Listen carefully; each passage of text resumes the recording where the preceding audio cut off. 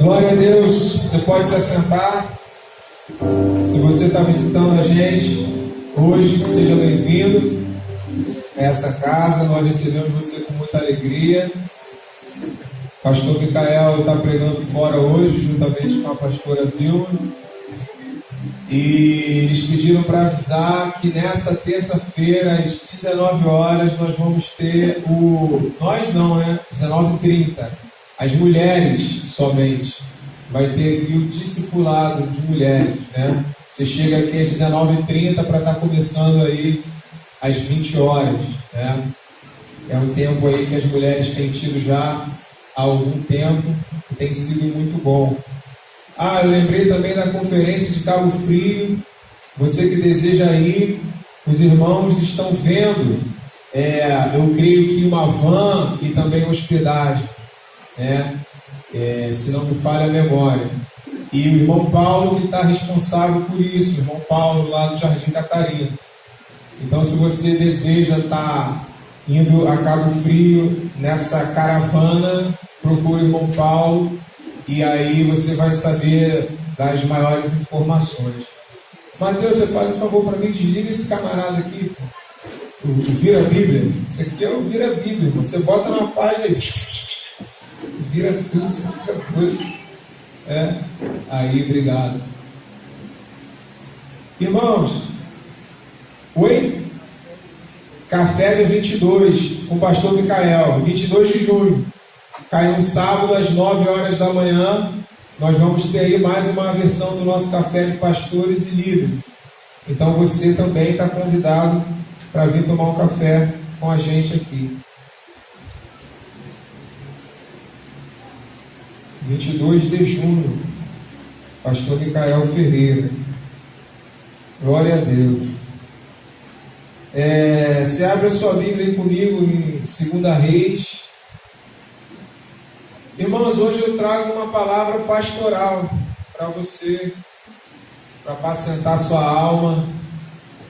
Eu digo palavra pastoral porque eu tenho essa mania, né, de classificar as mensagens que eu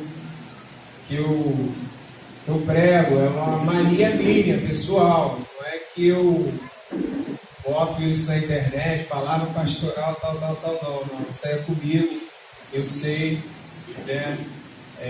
Os níveis de palavra que fluem de mim. Houve um tempo na minha vida que eu comecei a achar que eu era um profeta, olha só, né? Porque eu comecei a pregar muita palavra assim, nível profético. Mas aí eu entendi que foi naquela época boa de 2003, 2004, 2005, quando o Senhor estava sacudindo a geração profética, e aí fluía muito palavra nesse sentido. E logo depois eu virei um evangelista nato, né? Comecei a evangelizar nas ruas e tal. Mas eu creio que cada um de nós passa, né, por esses períodos. A gente vai ministrando ali como se nós tivéssemos todos aqueles dons. Eu creio que isso faz parte do processo de Deus na nossa vida. Mas só teve um camarada que fluiu nos 5 ministérios, e esse foi Jesus Cristo. Você sabe disso, né? Quantos sabem que Jesus tinha os 5 ministérios? Né? Então, hoje eu identifico que é uma palavra pastoral para apacentar a sua alma, né? É engraçado que a gente, como somos homens e mulheres espirituais, quando fala alma a gente não gosta, né? Mas não é bem assim. Deus fez a sua alma e a sua alma precisa, né, ser apacentada. Não é uma palavra para a sua alma no sentido, vamos dizer, pejorativo, para fazer carinho nela, não. Porque aqui a gente não tem muito essa vibe de fazer carinho nas almas, não. Então é uma palavra para a sua alma no sentido de apacentamento, né? E aí você abriu em 2 Reis, capítulo 6, aquele texto que diz que Eliseu faz flutuar o ferro de um machado. Legal. Tem muito a ver com a tua profissão, Valmir. Ferro flutuando, né? Como é que pode aqueles monstros de ferro flutuar? É um mistério, né? 2 Reis, capítulo 6, nós vamos ler a partir do versículo 1. Diz assim: E disseram os filhos dos profetas a Eliseu: Eis que o lugar em que habitamos diante da tua face nos é estreito. Vamos, pois, até ao Jordão e tomemos de lá, cada um de nós, uma viga, e façamos-nos ali um lugar para habitar ali. E disse ele: Ide. E disse um: Servo-te de ires com os teus servos. E disse: Eu irei. E foi com eles, e chegando eles ao Jordão, cortaram madeira, e sucedeu que, derribando um deles uma viga, o ferro caiu na água, e clamou e disse: Ai, meu senhor, porque era emprestado. E disse o homem de Deus: Onde caiu? E mostrando-lhe ele o lugar, cortou um pau e o lançou ali e fez nadar o ferro. E disse: Levanta-o.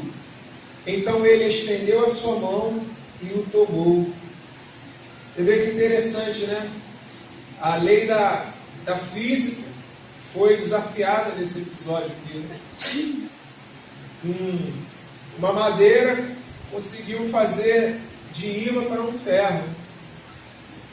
Senhor, eu creio que o Senhor tem algo a ministrar nos nossos corações nessa noite.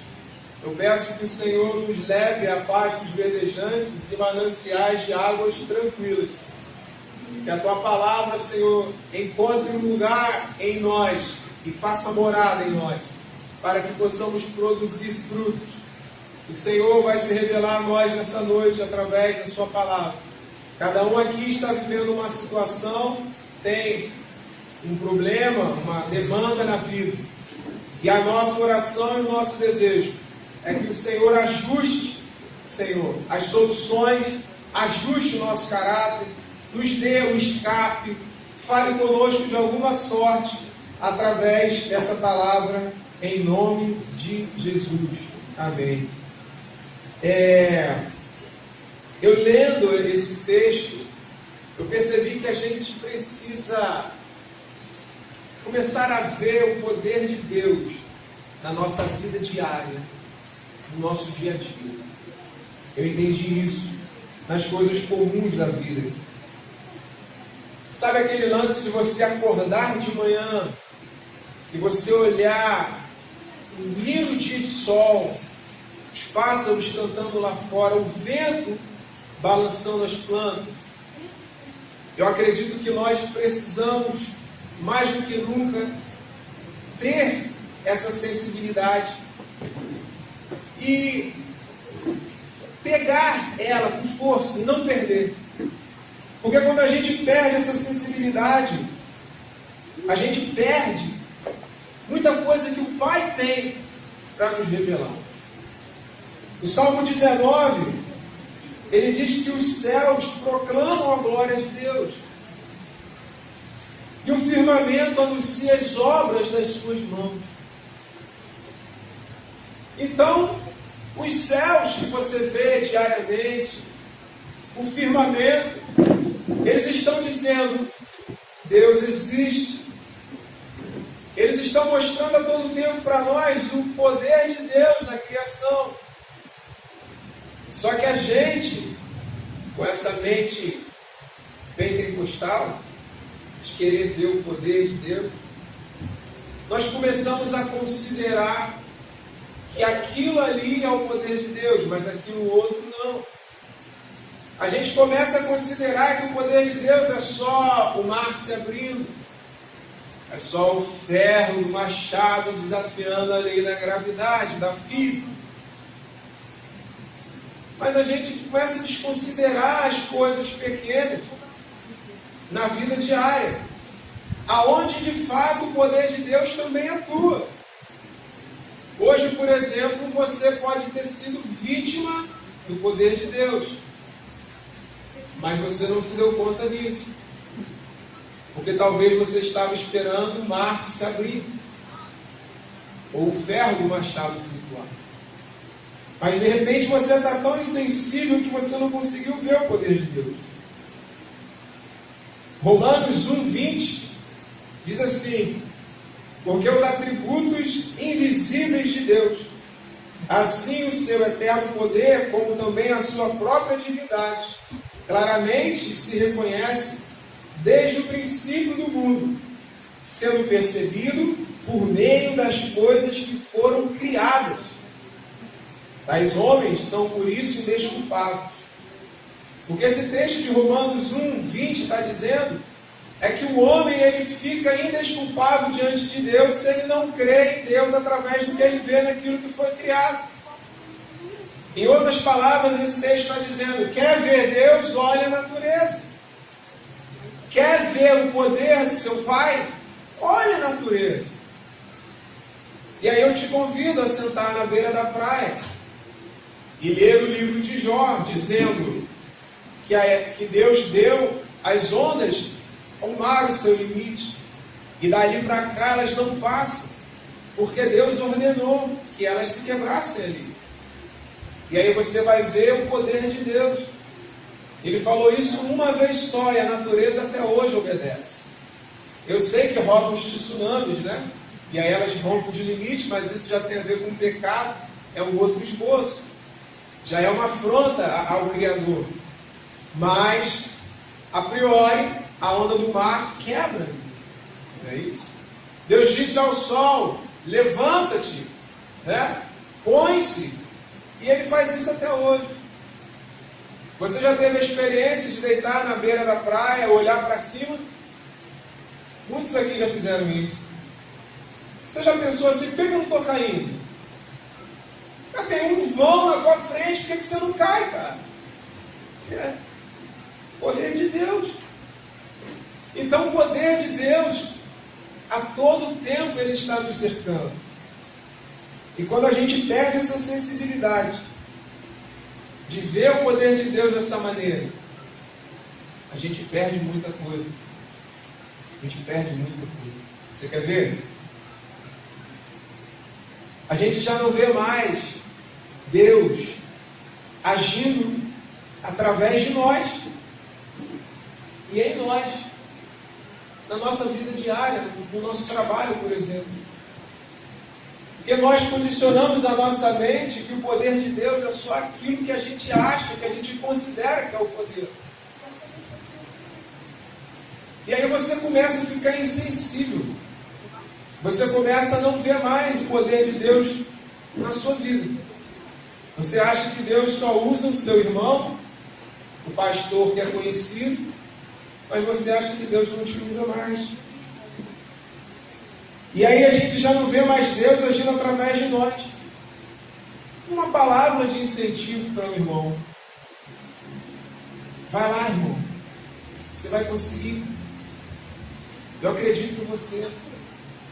Você sabia que uma palavra, uma frase que você libera para um irmão seu, ela pode ter sido 100% inspiração do Espírito Santo na sua vida para ativar o seu irmão em alguma circunstância? Você pode ter sido feito agora canal do poder de Deus e você nem percebeu. Porque o poder de Deus para você é um mar se abrindo. Porque você ficou insensível com o passar dos anos. Você começou a estipular algo na sua mente. Você começou a colocar uma regra da forma com que Deus deve agir na sua vida.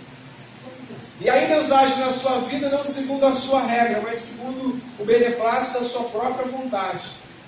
Porque Deus não tem com quem pedir conselho. Deus não se aconselha com ninguém. Então é a vontade dele que aprova todas as coisas. Ele toma conselho consigo mesmo. Então, a gente não pode perder essa vibe. Você quer ver uma coisa? Você passa a não enxergar mais o poder de Deus num sorriso. Deixa eu te falar uma coisa. Nós vivemos num mundo onde as informações negativas elas vêm até nós diariamente através de todas as mídias. Nós somos bombardeados com informações negativas. Você acorda de manhã e liga o rádio e é 1-9. É uma positiva e 9 negativa. Se você ligar o noticiário no meio-dia às 1h, é só negativo. Aí à noite tem mais um bocado de negativo. E você não tem motivo nenhum para rir naquele dia. Então, se você consegue abrir um sorriso, é poder de Deus. Porque tudo está cooperando para você ficar com a cara amarrada. E se você ri no final do dia para o seu filho, para a sua esposa, se você consegue ser alguém alegre, é poder de Deus. Porque a sua alma, ela foi doutrinada, ela foi bombardeada de informações negativas. Você já consegue não ver o poder de Deus num abraço. Cara, isso é tremendo. Um abraço é coisa muito tremenda. Muito tremenda, muito poderosa. Os especialistas dizem que um abraço cura. Não é isso? Você já ouviu, a internet está cheia desses textos aí. Tem lá a sua função terapêutica. E posso te falar uma coisa? Levanta aqui. Tem gente que não sabe abraçar não. Você vai abraçar?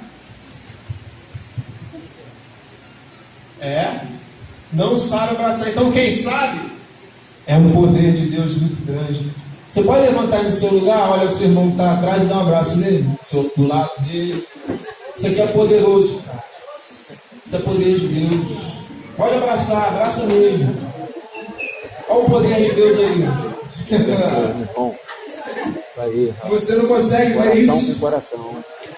Isso é poderoso. Sabe por que é poderoso? Porque tem gente que não sabe, cara. Tem gente que não sabe abraçar. Então, se você sabe, cara, o poder de Deus está sobre a sua vida, cara.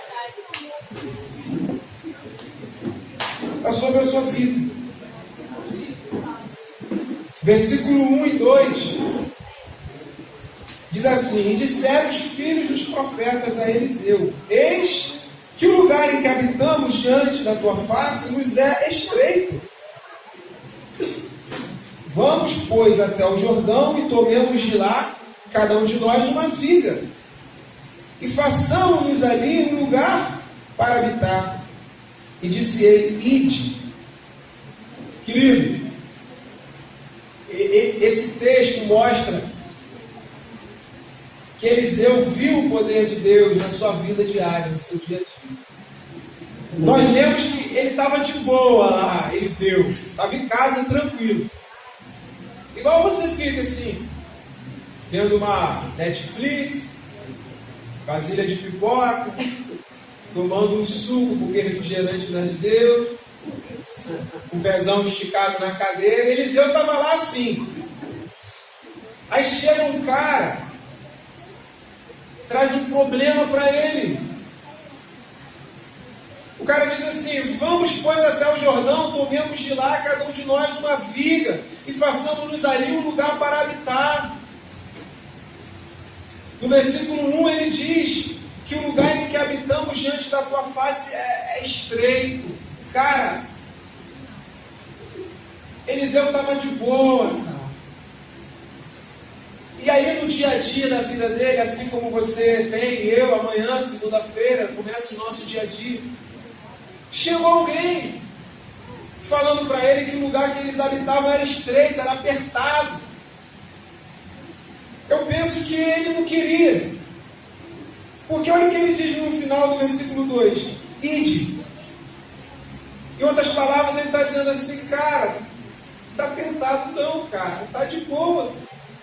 Eu estou até com o pezão esticado no sofá aqui. Tinha esse negócio de lugar apertado na sua cabeça. Mas já que você está achando que está apertado, faz o seguinte: ide.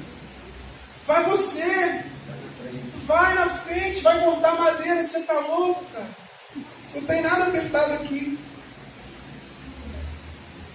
E ele fala, cara, vai. Ele tenta se esquivar daquele problema que trouxeram para ele. Você se identifica com isso? Você já estava de boa alguma vez na sua vida e alguém já chegou perto de você e já trouxe um problema? Cara, deixa eu te falar uma coisa, um segredo, você não conta para ninguém não? Isso me tira de sério, cara.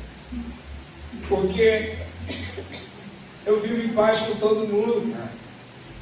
Eu procuro não criar problema para ninguém. E aí quando alguém chega e traz um problema, cara, ou me coloca num problema de graça, eu fico meio chateado, cara. Mas mais para frente a gente vai entender por quê. Porque que muitas vezes a gente fica quieto num lugar e aí chega alguém e traz um problema. E isso é complicado, né? Aí no versículo 3, olha o que aconteceu. E disse um, serve-te de ires com teu... Eu irei. Cara, ele foi constrangido a entrar numa questão que não foi ele que causou. Ele tenta se esquivar e disse, cara, vai. Mas aí ele foi constrangido. Serve-te de ires. Olha como o cara jogou baixo com ele. Com os teus servos. Você é o nosso Senhor, cara. A gente é seu discípulo. Vai com a gente. Aí eu imagino que ele deu uma suspirada e disse, eu irei.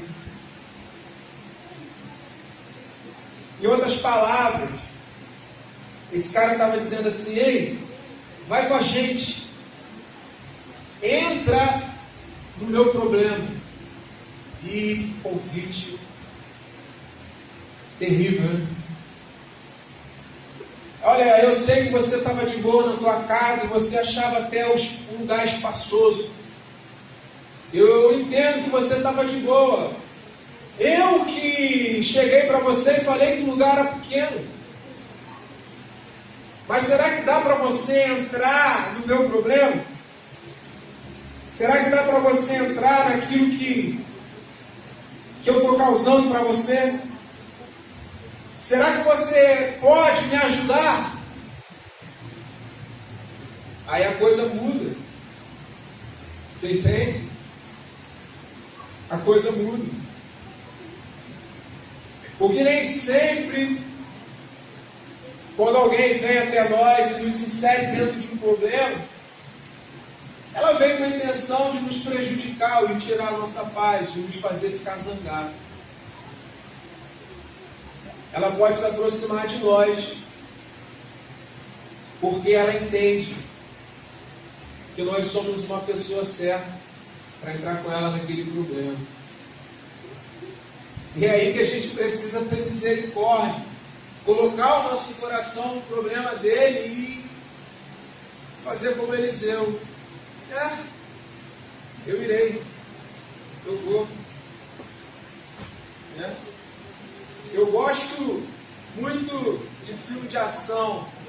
Filme de ação, lá em casa, se não tiver tiro, explosão, granada, não entra. E a gente pega uns lances assim, cara, que Deus fala pra gente. Então, no Duro de Matar 4.0, né? O antepenúltimo, porque o último é Um Bom Dia para Morrer. O Bruce Willis, sargento John McClane, ele defende um hacker, né?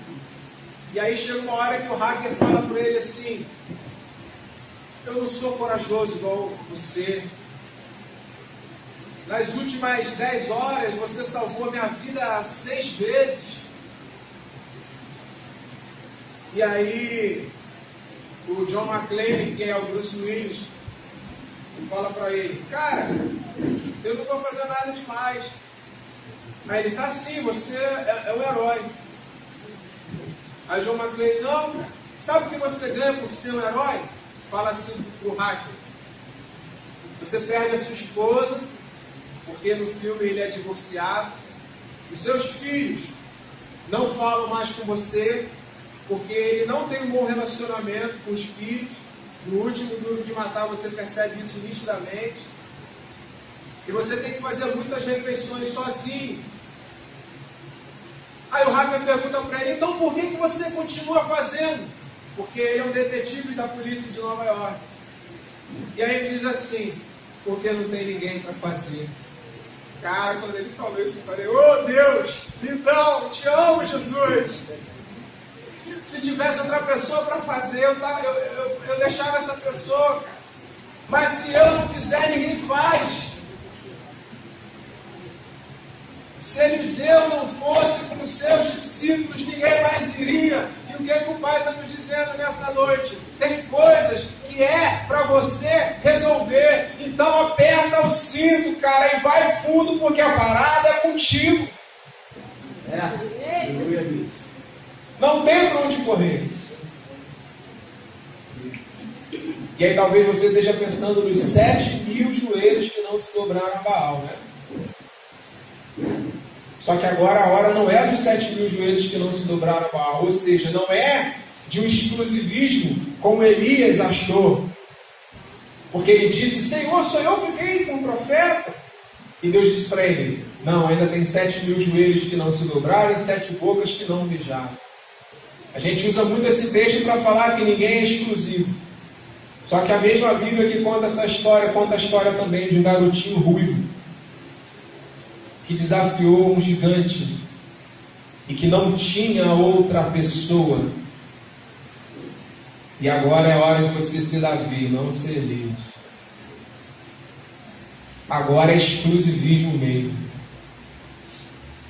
Eu amo a palavra de Deus porque ela sempre nos dá os dois lados da moeda, o preto e o branco.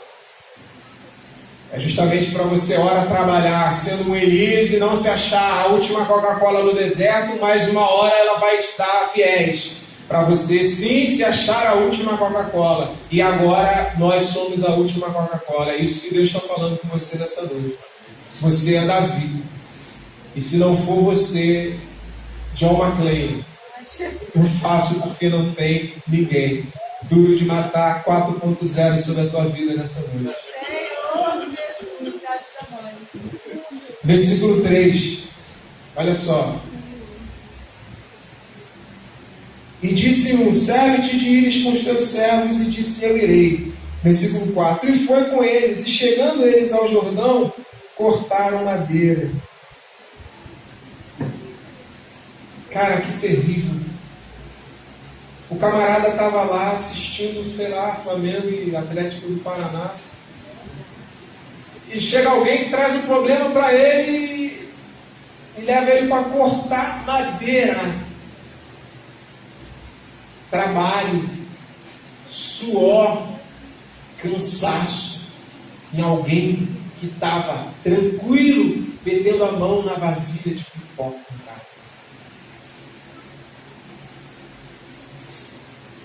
Tem horas que é com você.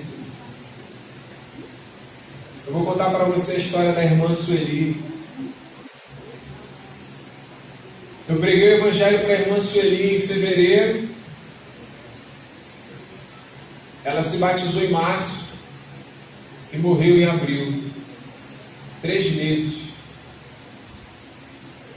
E nesses 3 meses ela só tinha o John McClane aqui.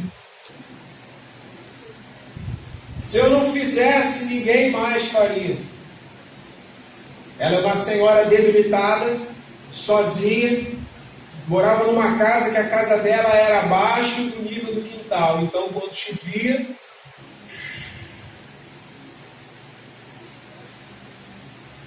e eu preguei o evangelho para ela, cara. Virou minha ovelha. Agora cuida, pastor Diego. Você já ouviu aquela música assim? São as águas de março fechando o verão. O março chuvoso foi aquele, pastor. Quando eu vi uma nuvem negra no céu da cidade, eu já começava a repreender. Em nome de Jesus, sai daqui. Porque eu sei que ia chover. O quintal dela ia encher. E quem ela ia bater na casa para ir lá ajudar ela? John McClane. Jonathan. E lá ia eu com nojo, abaixava, pano, balde, torcendo. E recebia um muito obrigado, um beijo, um abraço. E ela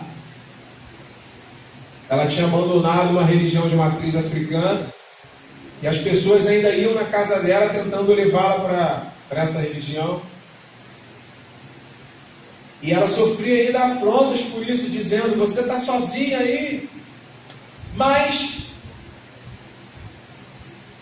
ela se converteu, cara. Pensa numa conversão sincera. Eu lembro que quando eu a vi pela primeira vez, eu estava numa casa. E ela entrou na casa e ela disse assim: eu não gosto de crente, eu não gosto de Bíblia. Eu estava com a Bíblia aberta, eu falei: guarda a Bíblia. Vamos respeitar essa senhora. Ela se converteu, cara. Se converteu. Se batizou. E o pai levou. Mas quando chovia, meu irmão, eu já sabia que a coisa era comigo. Eu já sabia que a coisa era comigo. Não adiantava correr. Não adiantava correr. Então tem situações que é com a gente. E vai exigir de nós um reforço na causa alheia. Aquela história, né? Misericórdia, você colocar o coração na miséria. Eu lembro, no ano de 2009, 2010, eu morava na Jurumenha, perto da fábrica da Mineirinho. E aí eu saía ali andando pela Travessa Doutor Jurumenha e subia o morro lá pela Travessa Batista. E atravessava aquele morro, saía onde? No Alxamar. E eu descia por dentro do mato e encontrava ali um barraquinho de Dona Ângela, uma mulher endemoniada. E eu ia lá, porque se eu não fizesse isso, ninguém ia fazer. E por vezes eu fiz esse trajeto, no sol, passando pelo meio das urtigas, para orar, para levar compras para alguém que não fazia nada, não era parente, às vezes não agradecia, fingia para mim um interesse no Evangelho, porque eu já vi ela fingindo, né, na minha ausência, quando eu estava chegando. E aí quando eu cheguei, ela começou a se comportar de outra maneira. Mas nem por isso eu deixei de ir lá. Eu simplesmente coloquei o meu coração, cara, na causa de alguém que precisava de ajuda. Como Eliseu, que estava ali no seu cotidiano, na sua vida diária, tranquilão. De repente chega alguém. Tudo bem que a princípio ele disse: ide. Mas depois ele falou: não, eu vou, porque tem hora que a ficha cai, né, irmão? Então nessa noite eu acho que a ficha está caindo para você. Não sei o que você está passando na vida, mas cara, é contigo. Você já disse ide, mas você vai sair daqui essa noite dizendo: eu vou. Eu vou enfrentar essa parada aí. Eu vou colocar o meu coração nesse negócio. Porque eu estou entendendo que é comigo. Eu estou entendendo que é comigo. E deixa eu chamar a sua atenção para essa questão que é muito importante. Quanto mais chapado você for, quanto mais cheio de Deus você for, mais humano você fica. Mais semelhante a Cristo. Cristo era atraído pela miséria humana. Aquela causa mais terrível, aquela enfermidade mais impossível, era aquela que era o imã, que atraía ele. Então essa coisa de ser chapado, mas não se importar com o próximo, eu questiono a sua chapação. Eu questiono. Porque quanto mais perto de Jesus, mais humano você fica. Esse negócio de estar perto de Jesus e ficar muito sobrenatural, não procede. Mais chapado, mais amor. Mais disposição para cheirar um mendigo, abraçar alguém na rua, levar um prato de comida, você tem que ter. Senão o fruto da sua chapação é vazio. Senão tu está estocando vento. Senão você está estocando vento. Aí no versículo 5. E sucedeu que derribando um deles, uma viga, o ferro caiu na água. E clamou e disse: ai, meu Senhor, porque era emprestado. Cara, a coisa só foi piorando. Ele estava em casa, raciocínio, de boa. Chega um cara: vamos comigo? Ah, vai você. Pô, meu Senhor, vamos comigo? Tá bom, eu vou. Chega lá, o que eu tenho que fazer? Cortar madeira. Hã? Eu estava no meu sofá, agora vou ter que cortar madeira? Tá bom, estou cortando. Daqui a pouco, ai, meu Senhor, o machado caiu ele emprestado. Eu ia falar assim: e eu com isso? Te vira, cara. Não foi eu que peguei nada. Então, o problema aumentou, cara. Quando parecia que estava difícil, ficou pior. Agora alguém chegou para ele e falou: cara, o machado é emprestado. E aí o problema que era do discípulo passou a ser do profeta. E aí ele teve que matar aquilo no peito. Você imagina você tendo que pagar uma conta que não é tua. É chato, né, irmão? Nossa, cara, ninguém trabalha para pagar a conta ali, irmão. Terrível. Eu imagino que foi uma situação muito constrangedora.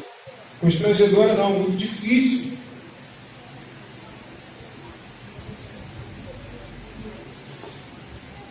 Tem coisas que vêm sobre nós que não era da nossa conta, mas é exatamente para nós resolvermos. Exatamente para nós resolvermos. Para que a pessoa que nos trouxe o problema possa ver o poder de Deus. Você entende? Esse camarada viu um ferro levantando.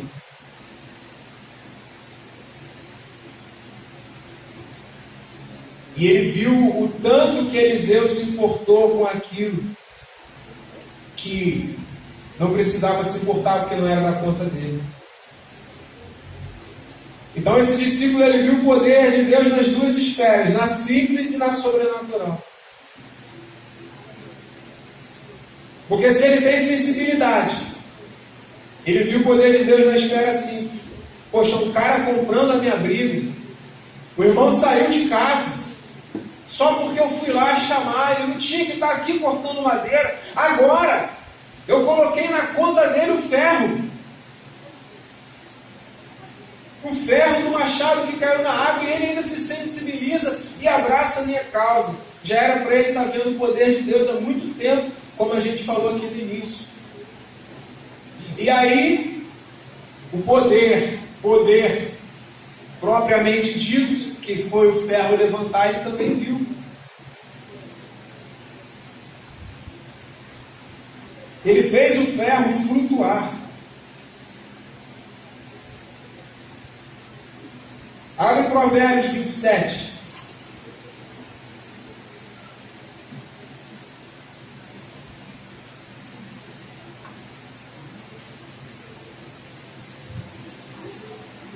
Provérbios 27, versículo 17. Diz assim: Assim como o ferro, com o ferro se afia. Qual o restante? Assim o homem é o seu amigo, né? Provérbios 27:17 está dizendo que assim como o ferro com o ferro se afia, assim o homem é o seu amigo. Ou seja, os relacionamentos interpessoais são comparados a ferro com ferro pela palavra. Quando Eliseu faz flutuar o ferro no machado, ele estava consertando o relacionamento interpessoal, que já estava à beira do caos. Porque esse discípulo ia chegar na casa do camarada e falar: olha, eu perdi o ferro do seu machado. E aí a confusão estava formada. Ao ponto que o próprio Eliseu também estava sendo afiado, porque, como nós já falamos, não foi muito fácil para ele sair do conforto do seu lar e ir para uma floresta cortar a madeira. Ele estava sendo afiado também nesse sentido, no seu relacionamento com esse discípulo. E ao mesmo tempo ele estava também impedindo que houvesse talvez uma desavença entre amigos. Então o ferro fala de relacionamento interpessoal.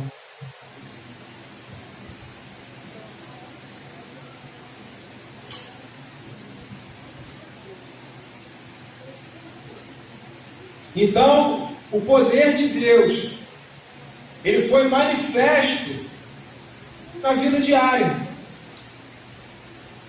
Foi de uma maneira sobrenatural, sim, mas foi dentro de um contexto muito peculiar para mim e para você.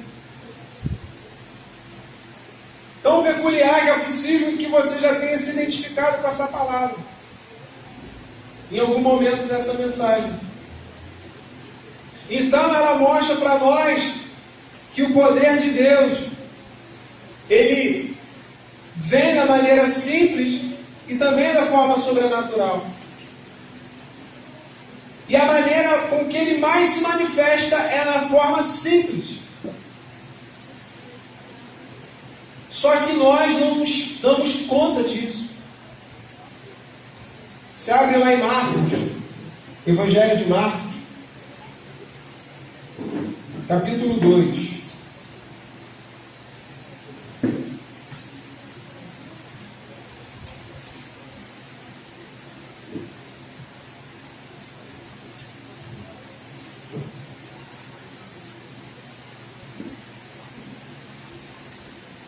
Passagem bem conhecida. O paralítico de Cafarnaum diz assim, a partir do versículo 1. E alguns dias depois entrou outra vez em Cafarnaum e soube-se que estava em casa. E logo se ajuntaram tantos que nem ainda nos lugares junto à porta eles cabiam, e anunciava-lhes a palavra. E vieram ter com ele, conduzindo um paralítico trazido por 4. E não podendo aproximar-se dele por causa da multidão, descobriram o telhado onde estava, e fazendo um buraco, baixaram o leito em que jazia o paralítico. E Jesus, vendo-lhes a fé, disse ao paralítico: Filho, perdoados estão os teus pecados. E estava ali assentado alguns dos escribas, que arrazoavam em seu coração, dizendo: Por que diz este assim, blasfêmio? Quem pode perdoar pecados senão Deus? Então você percebe que aconteceu algo tremendo aqui. O poder de Deus foi manifesto aqui, mas ninguém viu. Nós lemos que Jesus, vendo a fé deles, disse: perdoados estão os seus pecados. Poder de Deus. Acabou. Igualzinho acontece na minha vida e na sua, mas a gente não enxerga. Quando Jesus viu o paralítico, falou: Filho, perdoados estão os seus pecados. Acabou. Poder de Deus. Poder regenerador. Perdoou os pecados. Só que a mente religiosa daqueles camaradas que estavam lá, os escribas, dizia: quem pode perdoar pecado senão Deus? Né? Eles não tinham visto algo poderoso que já tinha acontecido naquela casa. Ele perdoou de fato os pecados do paralítico. Mas na mente deles, eles estavam sendo bloqueados para entender. Porque só um poderia perdoar pecados, e esse um é Deus. Eles não estavam entendendo que quem estava ali era o próprio Deus. E às vezes nós rotulamos a maneira de Deus agir. E Deus vem de uma forma surpreendente. Então Deus pode estar vindo na sua vida nesses dias de uma forma surpreendente. Então não acha que nada está acontecendo contigo, que a sua vida está paralisada. Não está paralisada, é só porque Deus está fazendo de uma maneira com que você não conhece, com que você julga que não é Deus. Porque você já estipulou na sua mente como Deus deve agir na sua vida. E deixa eu te falar uma coisa bem antiga que você já sabe, mas que você precisa ser lembrado sempre. Deus faz como Ele quer. Faz como Ele quer. Só que você acha que Ele tem que agir da sua maneira. Você já estipulou até a altura do anjo que vai trazer a tua bênção. Doideira. Aí Deus manda um anjo anão. Aí você recusa. Não, eu quero 3 metros de altura. Você vai perder, cara. Gostou do anjo anão? Imagina a cena. Isaías 19:1. Você não precisa abrir. Sentença contra o Egito. Eis que o Senhor, cavalgando uma nuvem ligeira, vem ao Egito. Os ídolos do Egito estremecerão diante dele, e o coração dos egípcios se derreterá dentro deles. Uma sentença de guerra contra o Egito. Como que o Senhor vem? Eis que o Senhor vem cavalgando uma nuvem ligeira. Ai, cara.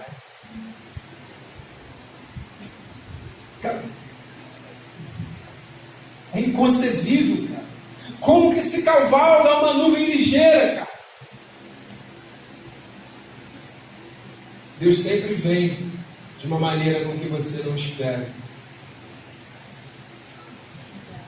Ele sempre vem de uma forma com que você não espera. E se você não está satisfeito, eu te dou outra. Dizei à filha de Sião: eis aí te vem o teu rei, humilde, montado em jumento, num jumentinho, cria de animal de carga. Quem esperava um rei, uma cria de animal de carga? Palavra profética do profeta Zacarias.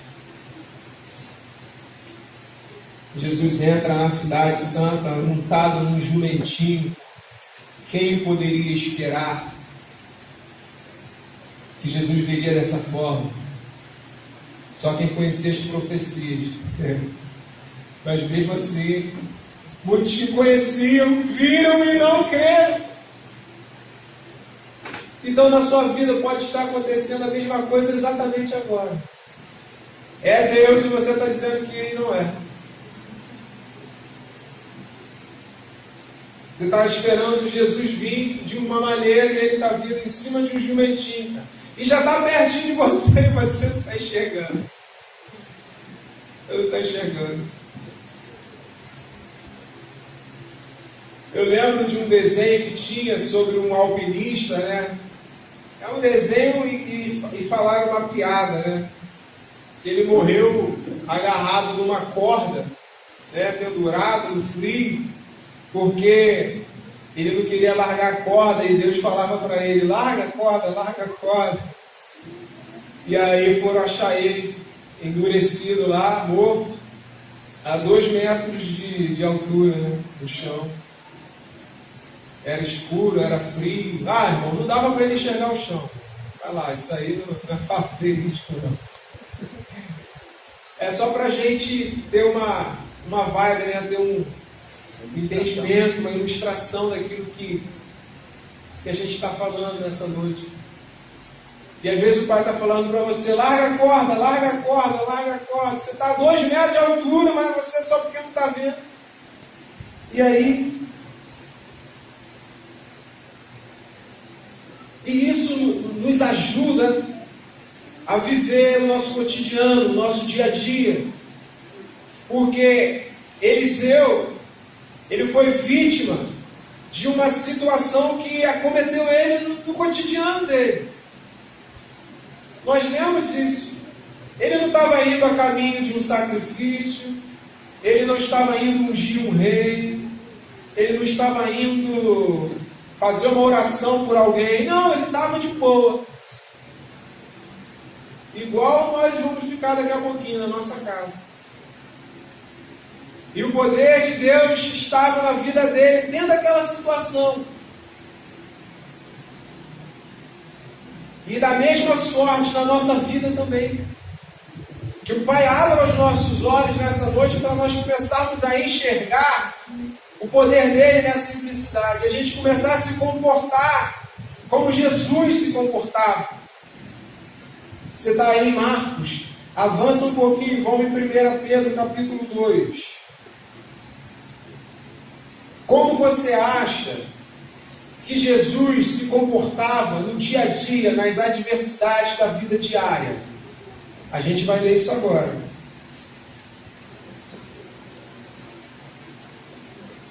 Primeira Pedro, capítulo 2.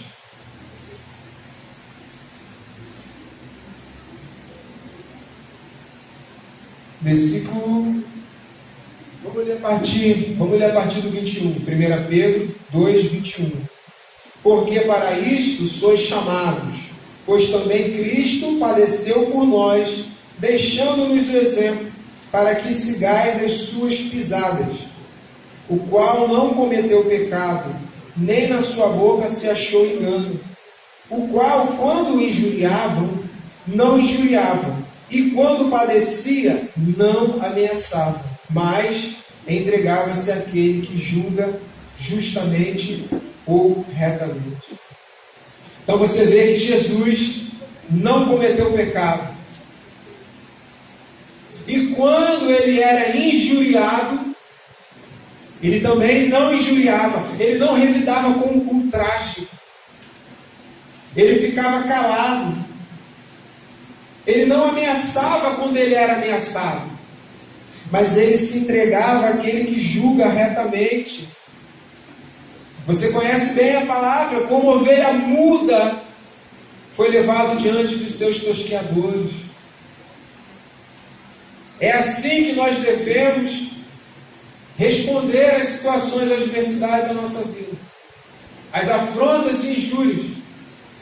O justo não se justifica. Você sabe quem você é. Acabou. Fale o que quiser, eu sei quem eu sou. Olha Jesus quietinho. Ele se entregava àquele que julga retamente. Pai, eu estou sendo julgado, eu estou sendo ameaçado, eu estou sendo mal interpretado, mas eu não vou comprar essa briga, eu vou me entregar a Ti. Quanto mais situações adversas vêm, mais eu compro o Senhor. Mais eu me entrego àquele que julga retamente. Mais.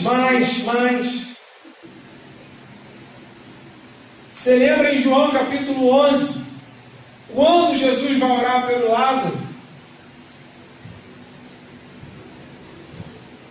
Ele diz assim, quer ver? Deixa eu ir aqui, João capítulo 11.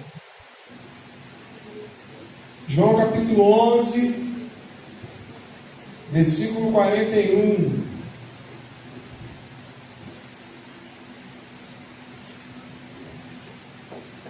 Tiraram, pois, a pedra, e Jesus levantou os olhos para o céu e disse: Pai, graças te dou por me haveres ouvido. Eu bem sei que sempre me ouves, Mas eu disse isso por causa da multidão que está ao redor, para que creiam que tu me enviaste. Então Jesus, ele diz assim: Pai, graças te dou porque me ouviste. Não é isso que nós lemos? Graças te dou por teres me ouvido. Aí no versículo 42 ele diz: eu sei bem que isso sempre me ouve, mas eu falei isso por causa da multidão. Esse eu sei bem que sempre me ouves é o que você precisa ter em você. Essa plena convicção de que o Pai te ouve. E mais ainda do que só ouvir. De que Ele também te atende. E que Ele te assiste. E que Ele está contigo nessas situações adversas. É por isso que você tem que ficar quieto como uma ovelha muda. Porque quem tem que te ouvir é o Pai, não os homens. É o Pai. Então o segredo para você passar por isso, por essas situações, por essas demandas que trazem sobre você e que não é da sua alçada, para você conseguir encarar, foi isso que Eliseu fez. Ele primeiro falou, vai, depois caiu a ficha, ele falou, não, eu vou. O que Eliseu fez? Como ovelha muda, cara. Pai, eu estou entregando a ti. A minha casa estava tão confortável, mas eu vou para essa floresta cortar madeira. Eu vou. Caiu o ferro do machado. Eu vou lá fazer o ferro ressuscitar. Ou levantar. Ele ficou quieto como ovelha. Ele sabia que Deus... Não, se essa situação vem sobre mim, cara, Pai, eu sei que o Senhor sempre me ouve. Pai, eu sei que o Senhor me conduz em teus caminhos. Existe algo que o Senhor está querendo me ensinar com essa situação. Eu vou lá. Eu abraço essa causa. Entendeu? Esse eu sei que sempre me ouves, Pai. Isso é muito profundo, muito poderoso, muito forte.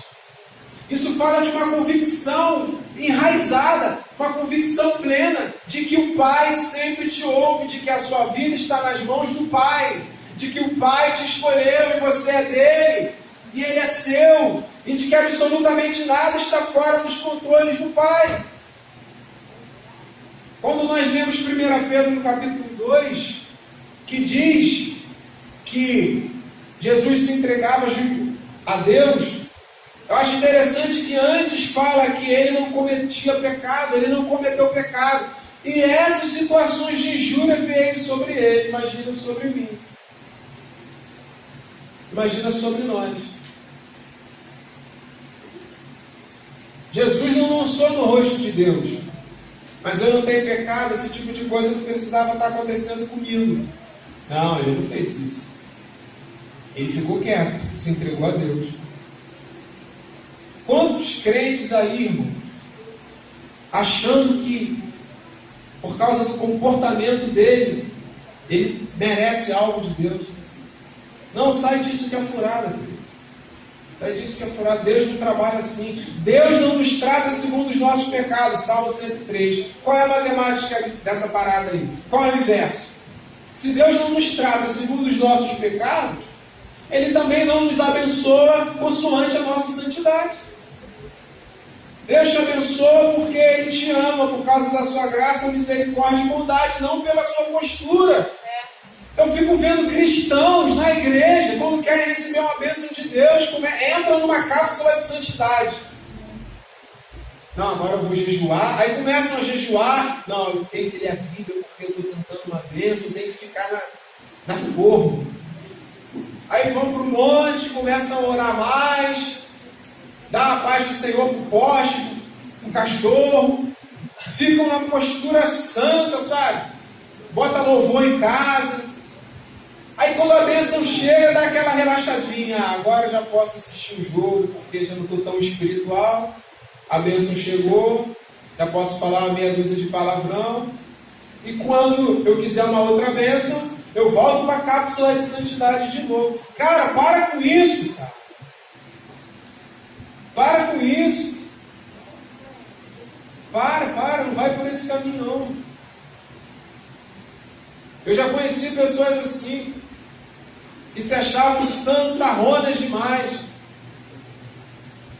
E eu não estou falando que isso é uma regra de Deus. Entenda, jamais eu vou rotular Deus. Mas sabe como Deus tratou em algumas situações que eu vi? Forma radical, brother. A pessoa se achava muito santa. Aí a pessoa foi e pecou. Cometeu um pecadão bravo. Mas eu entendi. Eu falei, pai, só assim para ela aprender. Né? Só assim para aprender. Na prática. Aí Deus permite ir lá, cometer um pecadão bravo, a pessoa fala, caraca, eu realmente não sou santo. Aí o pai fala, cara, você se achava muito santo. Deus abomina essa coisa, eu sou mais santo do que tu. Não é isso que diz lá o profeta? Tem um texto que fala, né? É Isaías? Deus abomina essa parada aí, cara, isso é barganha. Você conhece aquela barganha assim: Pai, se tu me deres, eu te dou. Se o Senhor me abençoar dessa maneira, eu vou fazer isso, isso, isso. Pai, faz para o Senhor ver como eu não vou fazer. Faz para o Senhor ver como eu não vou cumprir isso que eu estou te prometendo. Isso é uma barganha descarada, não é? Isso é uma barganha descarada. Mas tem gente que faz isso. Só que essa outra barganha que eu citei, só que isso que eu citei aqui também é um tipo de barganha. Só que é uma barganha menos descarada, menos explícita. Não, eu vou ficar direitinho para ver se Deus me abençoa. Só muda a forma, mas é barganha também. Porque você acha que Deus vai te dar por causa da sua postura. E o produto final dessa atitude dessa pessoa que pratica isso é o mesmo produto final da barganha descarada, ou seja, a bênção. Tanto quem pratica uma barganha descarada, Pai, se o Senhor me der, eu vou fazer. Quanto quem pratica uma barganha mais implícita, mais escondida, vou ficar aqui, vou cumprir tudo certinho, porque eu quero uma bênção de Deus. Não, Pai, não é para o Senhor me dar, não. Eu quero ficar na posição. As duas são barganha, porque as duas estão querendo comprar Deus. Uma mais explícita e outra mais camuflada, mas o produto final está todo mundo querendo a bênção. Então não faça isso. Não faça isso. É hora de Deus ver o teu poder. Irmão, agora é bravo, hein? Todo mundo quer ver o poder de Deus, mas ninguém quer mostrar o seu poder para ele. De que eu estou falando? Filipenses 4,13. Tudo posso. Mostra o seu poder para Deus, irmão. O poder que você quer ver de Deus é o mar se abrindo. E sabe qual é o poder que Deus quer ver de você? Você suportando. Você sabe muito bem essa palavra, né? Você está aflito, angustiado, injuriado, perseguido. Posso todas as coisas. O que você pode? Qual é o teu poder? Mostra o teu poder para Deus também. E Deus está interessado. É assim que o Senhor vê o nosso poder. Quando nós suportamos as adversidades da vida. Vamos ficar de pé?